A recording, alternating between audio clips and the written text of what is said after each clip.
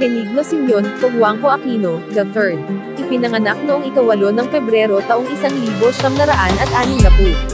Kilala rin bilang Pinoy o Noynoy, ay isang Pilipinong politiko, na naglingkod bilang ika-15 Pangulo ng Pilipinas, mula 2010 hanggang 2016. Si Noynoy ay isang ika-4 na henerasyon ng politiko, at naging chairman ng Liberal Party, mula 2010 hanggang 2016. Siya ang pangatlo sa 5 anak ni Benigno S. Aquino, Jr., na nooy vice-gobernador ng lalawigan ng Tarlac, at ang dating pangulo na si Corazon Cojuangco Aquino, anak ng isang kilalang negosyante sa Tarlac. Mayroon siyang 4 na kapatid na babae: Maria Elena, Aurora Corazon, Victoria Elisa, at Cristina Bernadette. Nag-aral siya sa Ateneo de Manila University, sa lungsod ng Quezon, para sa kanyang edukasyon sa elementarya, high school, at kolehiyo. Tinapos ni Aquino ang kanyang Bachelor of Arts degree, mula sa Ateneo de Manila University noong 1981. Isa siya sa mga mag-aaral ng dating propesor ng ekonomiya sa Ateneo de Manila University, dating Pangulong Gloria Macapagal Arroyo.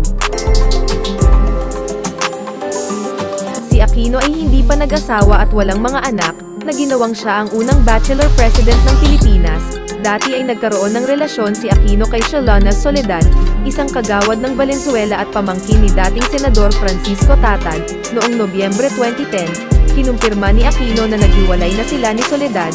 Dati ay napetsahan niya sina Corina Sanchez, Bernadette Sembreno, at Liz Uy. Nakipag-ugnay din siya sa host ng telebisyon sa Korea, na si Grace Lee. Inilahad ni Aquino ang kanyang kagustuhan para sa mga mas batang kababaihan, dahil nais niyang magkaroon ng mga anak.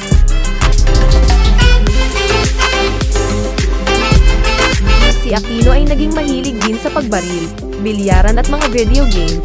Si Aquino ay hindi umiinom ng mga inuming nakalalasing, ngunit naninigarilyo. Sinabi din ni Aquino, na hindi siya masigasig sa pagiging isang poster boy, para sa mga kampanya laban sa paninigarilyo.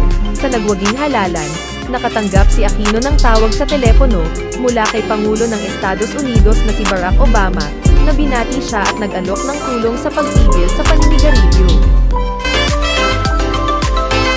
Bagaman ang kanyang opisyal na tirahan bilang Pangulo, ay ang Palasyo ng Malacanang, pinili ni Aquino na manirahan sa bahay pangarap, na matatagpuan sa loob ng palasyo, habang nasa opisina.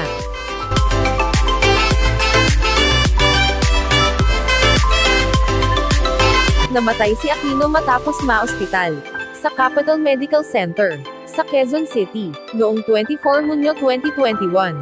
Hindi agad alam ang sanhi ng kanyang kamatayan.